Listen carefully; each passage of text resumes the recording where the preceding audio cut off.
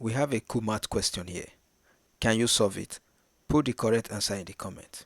Hello everyone, welcome to Saze Math. Today we are solving 40 minus 60 divided by 2. At a glance, you will be tempted to subtract this 40 from this 60, and that will give us minus 20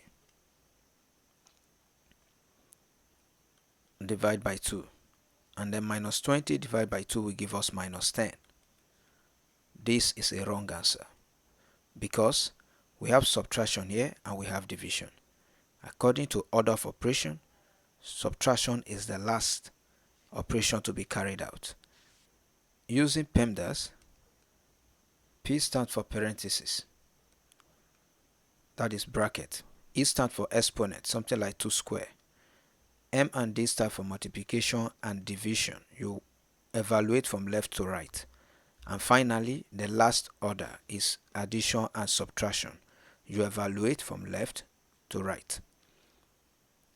In this equation, we don't have parentheses, we don't have exponent, we don't have multiplication, but we have division.